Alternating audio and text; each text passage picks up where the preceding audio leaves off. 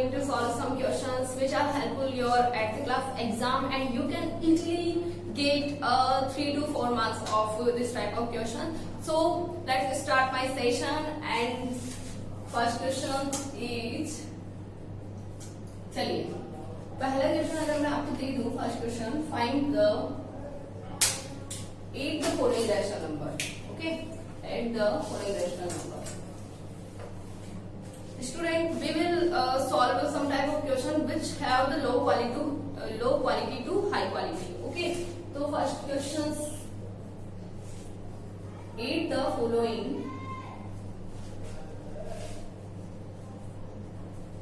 rational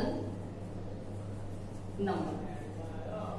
rational number given है, उससे हमें ऐड करना है. तो ऐड करने के लिए हमें क्या करना पड़ता है? If rational number is given -5/7 and 11/7, right. इस टाइप का अगर रैशनल नंबर हमें दिया होता है तो हम क्या करते हैं? देखिए, -5/7 को ऐड करना है, then apply add sign 11/7. Students, हमें क्या करना होता है? जब हम टू रैशनल नंबर को ऐड करते हैं तो हमें चेक करना होता है कि डिनोमिनेटर क्या है, दोनों के सेम होने चाहिए. If denominator are same then we can directly solve it. Denominator क्या होना चाहिए? सेम होना चाहिए. डिनोमिनेटर अगर सेम है तो हम इसे डायरेक्टली ऐड कर सकते हैं और डायरेक्टली सब्ट्रैक्ट कर सकते हैं. ये रैशनल नंबर का पहला रूल होता है, राइट.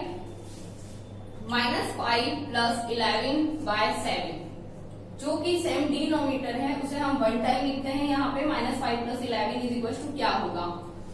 माइनस का 5 है, 11 प्लस का है. टू डिफरेंट साइन जो होते हैं, दो अलग अलग साइन हमेशा क्या होते हैं? माइनस होते हैं. तो 11 में से 5 को मैंने माइनस किया तो कितना आया है मेरे पास? 6 आया है. 6/7 हमारा क्या हो गया है?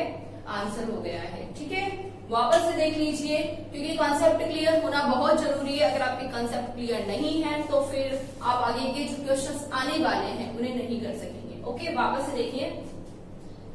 आई रिपीट, -5/7 एंड 11/7 को हमें ऐड करना है. -5/7 + 11/7 हमने देखा, इसका जो डिनोमिनेटर है वो चेक किया. If denominator are same then we can solve it directly. -5 + 11, two different sign always be subtracted. 11 - 5 = 6. Sign will be according to large number plus 6/7 is the answer of this question, right. Thank you. Next question पे हम आते हैं, और इस type के 4 question मैं आपको दे रही हूं ताकि आप प्रैक्टिस कर सकते हैं. ठीक है, सच मैंने दे दिया आपको -16/19, -12/19. C, question number C, -24/16 and -99/16. -204/3 and 16/3, right. 4 questions solve and practice. Next question is question number 2. Add the following rational number. Denominator are different, then we are taking LCM. Okay, अगर denominator क्या होते हैं? अलग अलग होते हैं, तो हमें क्या लेना होता है? एलसीएम लेना होता है. Then LCM will be 77. ठीक है, 7 एंड 11 का जो एलसीएम होता है वो कितना आ रहा है? 77 आ रहा है. कैसे आ रहा है? Students, you know that how to take LCM. 7 1 is 7, 11 8 is 11, 1 is 11. 7 multiplied 7 is 77. 77 is the LCM. अगर हमारे पास LCM आ गया है, then we need to convert denominator. Then we need to convert same denominator. तो हमें सेम डिनोमिनेटर में क्या करना होगा? कन्वर्ट करना होगा. सेम डिनोमिनेटर क्या होगा? सेम डिनोमिनेटर जो आपने एलसीएम लिया है, अभी जस्ट आपने जो एलसीएम लिया है 77 निकाला है, वो ही दोनों के नीचे आना चाहिए. ठीक है, क्योंकि हमने क्या किया है, दोनों डिनोमिनेटर को लिया और उन दोनों का एलसीएम निकाला 77। अगर 77 आ गया है तो अब हमें डिनोमिनेटर को क्या करना होगा, सेम करना होगा। ठीक है, तो सेम कैसे किया जाता है, -5/7 आप लिखिए एज इट इज। 7 की जो टेबल है उसमें 77 कितने टाइम आता है आप डिवाइड करके चेक कर सकते हैं। जब आप 7 की टेबल से डिवाइड करेंगे 77 को, देन आपको ऑब्टेन होगा कि 7 की टेबल में 77 11 टाइम आता है। अगर 11 टाइम आता है तो आप डिनोमिनेटर को भी 11 से मल्टीप्लाई करेंगे, आप न्यूमरेटर को भी 11 से मल्टीप्लाई करेंगे। क्यों, क्योंकि हमें क्या चाहिए, 77 चाहिए। तो केवल हम 11 को यहीं पे मल्टीप्लाई नहीं कर सकते हैं, हमें ऊपर और नीचे मल्टीप्लाई करना होगा। उससे क्या होता है, 11 to 11 कट होगी, हमारे क्वेश्चन पे कोई इफेक्ट नहीं पड़ता है, हमारा क्वेश्चन ऐसा रहता है। और साथ में हमारे जो डिनोमिनेटर है वो सेम भी हो जाते हैं। ठीक है, प्लस 9/11, 11 को हम किससे मल्टीप्लाई करें, 77 को ऑब्टेन करने के लिए, देन वी मल्टीप्लाई बाय 7। तो हम 7 से मल्टीप्लाई केवल डिनोमिनेटर को ही नहीं करेंगे, हम किसको करेंगे, न्यूमरेटर को भी करेंगे। ओके स्टूडेंट्स, अगर फिर भी दिक्कत है तो देखिए मैं बताती हूँ। अगर 7 है और एलसीएम 77 आए तो 7 से हम 77 को डिवाइड करेंगे तो 11 टाइम ये कंप्लीटली डिविजिबल हो जाएगा। 11 नेक्स्ट डिनोमिनेटर 11 है, 77 से डिवाइड होगा तो कंप्लीटली डिविजिबल बाय 7 टाइम। तो ये वाली वैल्यू तो 11 टाइम हुई है तो ऊपर नीचे 11 से मल्टीप्लाई कर दिया, प्लस लगाया हमने एज इट इज 9/11 लिखा। 11 की टेबल से जब हमने डिवाइड किया 7 टाइम डिवाइड हुआ है तो ऊपर नीचे हमने 7 से मल्टीप्लाई कर दिया। ओके, यहां तक क्लियर है, बिल्कुल क्लियर है। आगे बढ़ जाते हैं।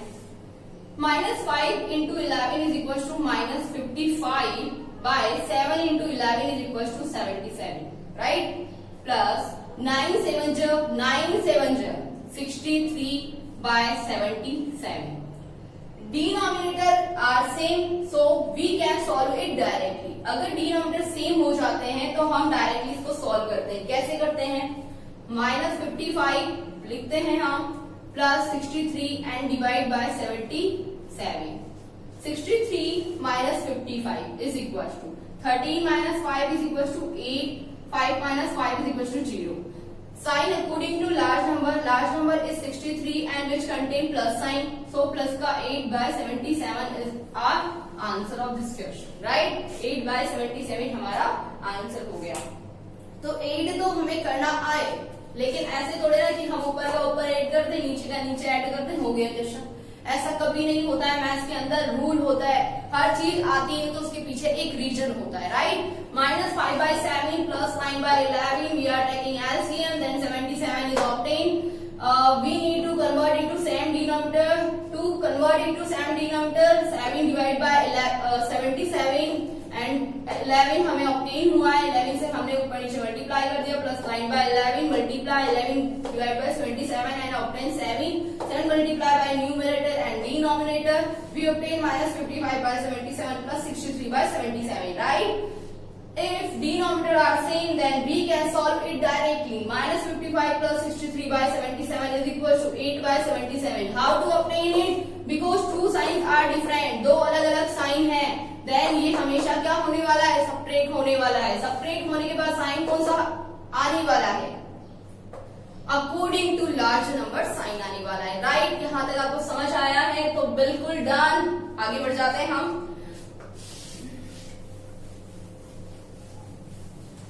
और मैं आपको क्वेश्चन दे देती हूं इसी पे best, which have different denominator, -7/16 and 9/8. It is very easy question for you. Minus की 99/27 and 24/18. It is also contain sign of minus, right? 2 minus sign 8 हो जाएंगे, याद रखना आप, ठीक है? Question number D is such is -2 2 2, ज्यादा हो जाएगा ये बड़ा, 22, ठीक है? 22/14 19 and 6/38, right. Very easy question मैंने आपको दिए हैं, बहुत ही आसानी से आप इन्हें सॉल्व कर पाएंगे, बिल्कुल उसी मेथड से जो कि मैंने आपको अभी जस्ट समझाया है, ठीक है। मुझे कमेंट करके शो करना कि आपने किए हैं, ठीक है, और एक डन का साइन भी होना चाहिए कि हाँ आपको समझ आ गया है।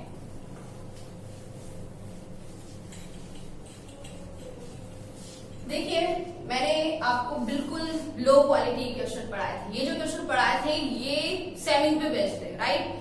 लेकिन कंसेप्ट तो क्लियर होना चाहिए, क्योंकि 8th में क्या होने वाला है, बहुत बड़े बड़े क्वेश्चन भी आने वाले हैं, 9th में उससे भी बड़े आएंगे, तो आपका 8th का कंसेप्ट क्लियर होगा, उससे पहले 7th का कंसेप्ट क्लियर, ठीक है।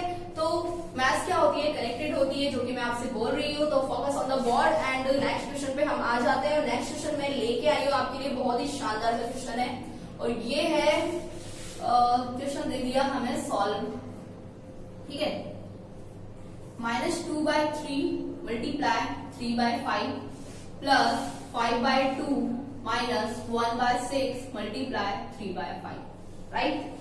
इस क्वेश्चन को थोड़ा सा बढ़ा दिया है, हम इस क्वेश्चन को करते हैं कि कैसे करना है हमें क्वेश्चन, राइट। देखिए स्टूडेंट, मैंने आपको बोला था अगर मैं 2 इंटीजर का ऑर्डर चेंज कर देती हूँ एडिशन में, तो उसमें कोई इफेक्ट नहीं पड़ता है, राइट, ठीक है। तो ये कौन सी प्रॉपर्टी के अकॉर्डिंग कहा गया था, ये हुआ था by using commutative property, right. तो अब देखिए आप -2/3 मल्टीप्लाई 3/5, जब मल्टीप्लाई का साइन होता है तो वो एक ही टर्म मानी जाती है, सिंगल टर्म, फर्स्ट टर्म है ये, ठीक है। आप इसे लिखेंगे नहीं ऐसे मेरी तरफ फर्स्ट टर्म, ये मैं आपको समझाने के लिए करती हूँ, राइट। तो मैं आपको ये बता रही हूँ कि जब 2 रैशनल नंबर मल्टीप्लाई होते हैं, इसका मतलब वो एक सिंगल टर्म है, आप उसे अलग अलग टर्म नहीं बोल सकते हैं। अगर साइन प्लस का है, इसका मतलब ये एक टर्म हो गई, ठीक है, फर्स्ट टर्म हो गई, ये सेकंड टर्म हो गई, और ये वाली दोनों मल्टीप्लाई हुई, ये हो गई थर्ड टर्म, राइट। तो अब देखिए मैं क्या करने वाली हूँ, मैंने आपको बताया है कि ऑर्डर अगर हम रेशनल नंबर का चेंज कर देते हैं और उसका साइन हम उसी के साथ लेके आ जाते हैं, तो हमारे क्वेश्चन पे कोई इफेक्ट नहीं पड़ता है। तो मैं यही करने वाली हूँ, फर्स्ट टर्म मैंने एज इट इज लिखा और मैं थर्ड टर्म को यहाँ पे लेके आ गई। थर्ड टर्म क्या है, माइनस के 1/6, माइनस लगा हुआ है साइन इसके आगे, 1/6 मल्टीप्लाई 3/5। फर्स्ट टर्म और थर्ड टर्म को मैंने पास पास रख दिया, बची सेकेंड टर्म उसे मैंने लास्ट में डाल दिया। मैं यहां लिख देती हूँ बाय यूजिंग कम्यूटेटिव या कम्यूटेटिविटी, ठीक है। कम्यूटेटिव प्रॉपर्टी लिखने की बजाय आप क्या लिख सकते हो, कम्यूटेटिविटी की वजह से ये हुआ है, फर्स्ट टर्म फिर थर्ड टर्म एंड फिर सेकंड टर्म मैंने कर दिए, तो कोई इफेक्ट नहीं पड़ा है। क्यों नहीं पड़ा है, क्योंकि ये माइनस का था, एज इट इज मल्टीप्लाई 3/5, ये माइनस का था पूरा टर्म्स, देन माइनस का है, ये प्लस का था, देन प्लस का है। साइन में कोई डिफरेंस नहीं करना है, साइन ट्रांसफर नहीं करना है आपको फालतू, ठीक है। देखिए आगे, अब देखिए आप इस टर्म में और इस टर्म में मैं इन दोनों टर्म को पास लेके आई हूँ, तो उसके पीछे कुछ ना कुछ रीजन होगा। अभी जस्ट मैंने बोला था कि मैथ्स में हर क्वेश्चन को सॉल्व कराने के पीछे एक रीजन होता है, हर क्वेश्चन में कुछ भी टर्म एक पॉइंट भी आएगा उसके पीछे भी एक कारण होता है, ठीक है। तो 3/5 इसमें क्या आ रहा है, कॉमन आ रहा है, इसीलिए मैं इसमें क्या करके आई हूँ, मैं इसकी टर्म को पास पास लेके आई हूँ। तो then 3/5 is the common for first term and third term, right. तो हम क्या कर सकते हैं, बाय यूजिंग, अच्छा पहले मैं आपको बता देती हूँ, आप खुद बताएंगे मुझे कौन सी प्रॉपर्टी है। इफ टू टर्म्स में अगर एक इंटीजर सेम होता है तो हम उसको कॉमन ले लेते हैं, और बाकी को अगर b प्लस का है प्लस कर दो, बाकी को इस तरीके से प्लस कर देते हैं। तो ये जो प्रॉपर्टी है वो कौन सी प्रॉपर्टी है, कमेंट करो अभी जस्ट, यस, ये प्रॉपर्टी है डिस्ट्रीब्यूटिव प्रॉपर्टी। डिस्ट्रीब्यूटिविटी की वजह से यहाँ पे मैं 3/5 एंड 3/5 को कॉमन लेने वाली हूँ। क्यों, क्योंकि ये हो गया a इंटू बी, ठीक है, ये a हो गया और ये b हो गया, दो इंटीजर है, माइनस यहाँ भी देखो ये a इंटू बी हो रहा है, a और a सेम आ रहा है, तो a को हम कॉमन ले लेंगे। सॉरी यहाँ पे c है, ये c है ना, ये b थोड़े ना एज इट इज नहीं है ना, तो a को हमने क्या लिया है, दोनों में कॉमन ले लिया है। तो हम कैसे सॉल्व करेंगे इसको, देखो स्टूडेंट्स आपको कोई ज्यादा है ना स्ट्रेस लेने की जरूरत नहीं है, बहुत आसान है। 3/5 दोनों में कॉमन है, बाहर निकाल दो इसको, कॉमन निकाल दिया घर से बाहर, ठीक है। घर में कौन बचा है, -2/3 बचा है। मैंने बोला साइन आपको, देखिए ये गई साइन है यहाँ पे माइनस का, -1/6। ये दोनों घर के अंदर हो गए, ये घर के बाहर हो गया। यहाँ लगा दीजिए मल्टीप्लाई, जब कॉमन लिया जाता है मल्टीप्लाई साइन आपको लगाना है, प्लस 5/2। अब हम क्या करेंगे, अच्छा किसकी वजह से हुआ है, डिस्ट्रीब्यूटिविटी की वजह से हुआ है। डिस्ट्रीब्यूटिविटी में क्या होता है, a into B plus a into C, तो a कॉमन आ जाता है, b माइनस सी या b प्लस सी जो भी अंदर बचा है वो बच जाता है, ठीक है। 3/5 मल्टीप्लाई, अब देखिए मैंने अभी जस्ट आपको ऐड करना सिखाया था रेशनल नंबर को, तो बस यहाँ भी एड ही हो रहा है, ठीक है। कैसे करना है, 3 और 6 डिफरेंट डिनोमिनेटर है, then we are taking LCM. 3 और 6 का एलसीएम कितना आता है, 6 आता है। एलसीएम कितना आता है, 3 और 6 का 6 आता है, राइट। 6 एलसीएम आया है, तो 3 को किससे मल्टीप्लाई करें, ध्यान देना है डिनोमिनेटर पे। 3 को किससे मल्टीप्लाई करें कि एलसीएम 6 आ जाए, 3 को हम 2 से मल्टीप्लाई करेंगे नीचे और ऊपर, -1/6 एज इट इज रहेगा, क्योंकि 6 तो पहले ही है, उसे दोबारा से 6 लाके क्या करेंगे, ठीक है। प्लस 5/2 हो गया, वैल्यू कितनी हो गई है यहाँ पे 3/5 मल्टीप्लाई 2 2 जो -4 -1, ठीक है, और अपॉन में आ गया 6 प्लस 5/2। बच्चे भी कंफ्यूज हो रहे होंगे, 2 2 जो 4 -4 हो गया, -1 हो गया, भाई दोनों का एलसीएम सेम हो गया ना, तो 6 को तो एक ही बार लिखेंगे, एलसीएम सेम हो जाता है, डिनोमिनेटर सेम हो जाता है, then we can write only one time, okay. -4 -1/6 plus 5/2 is equal to 3/5 into -5/6 plus 5/2, okay. अब हम इसको सॉल्व करने वाले हैं, यहाँ पे मैं सॉल्व कर देती हूँ, इस जगह पे क्वेश्चन को मैं इरेज कर रही हूँ। बोर्ड पे इतना फोकस होना चाहिए कि एक बार में आपको अच्छे से समझ आ जाए, और मैं पूरा ट्राई करूंगी आपको वन टाइम में समझाने का। 3/5 मल्टीप्लाई, देखिए -4 -1, 2 साइन आर सेम, 2 साइन सेम होते हैं दोनों के अंदर, तो प्लस हो जाता है, -4 -1 हो गया -5/6, तो -5/6 लिख दिया मैंने, प्लस 5/2। सॉल्व कर लेते हैं हम इसको, ये दोनों मल्टीप्लाई है, अगर ये दोनों मल्टीप्लाई है, ठीक है, तो हम इसको ऐसे लिखेंगे और 5/2 लिखेंगे। देखिए जब ये रेशनल नंबर मल्टीप्लाई है, ये रेशनल नंबर मल्टीप्लाई है 3/5 पे, यहाँ पे सॉरी, तो हम क्या करें, हम यहाँ पे हमें कुछ दिख रहा है, क्या दिख रहा है, ठीक है, 5 से 5 को कैंसिल कर दे, -1 टाइम, क्योंकि 5 1 जब 5 होता है, यहाँ दोनों साइन है माइनस का, तो -1 लग गया, 3 1 जो 3 और 3 2 जो हो गया 6। आंसर कितना है, 1 इंटू 1 हो गया -1, 1 इंटू 2 हो गया 2 plus 5/2। Already denominator are same, then we can solve it directly, -1 plus 5/2 is equal to 4/2। Answer आ गया हमारा 2, राइट। क्या किया हमने पहली टर्म को तीसरी टर्म के पास रख दिया, क्योंकि 3/5 कॉमन आ रहा था, -2/3 बच गया, -1/6 बच गया, प्लस 5/2 लिख दिया। मैंने आपको समझाने के लिए बोला था कि दोनों को घर से बाहर निकाल के बाकी जो बचा घर के अंदर हो गया। 3 और 6 दोनों के जो डिनोमिनेटर थे अलग थे, तो हमने एलसीएम 6 ले लिया। 6 लाने के लिए हमने चेक किया 3 को 6 कैसे बनाए, 2 से किया मल्टीप्लाई, ऊपर भी कर दिया नीचे भी कर दिया, तो 2 2 जो हो गया -4 और ये हो गया -1, दोनों का 6 सेम हो गया, एक बार लिख दिया। ये हो गया -5/6 प्लस 5/2। हमने इसको क्या किया, इसको मैंने यहाँ पे ऊपर लिखा और मैंने चेक किया कि कौन सी वैल्यू किससे कट रही है। जब मल्टीप्लाई होता है और ऊपर नीचे वैल्यू होती है तो कट जाती है, तो 3 से कट गया 2 टाइम, 5 से कट गया -1 time, -1/2 plus 5/2 is solve and answer is 2।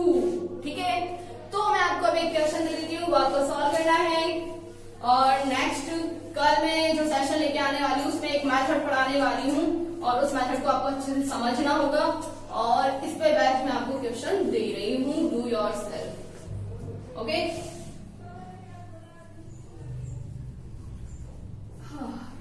पहला क्वेश्चन दे देती हूँ, एक ही क्वेश्चन दूंगी, बहुत ही अच्छा वाला है वो, बहुत ही शानदार बिल्कुल एडिटिव क्वेश्चन है।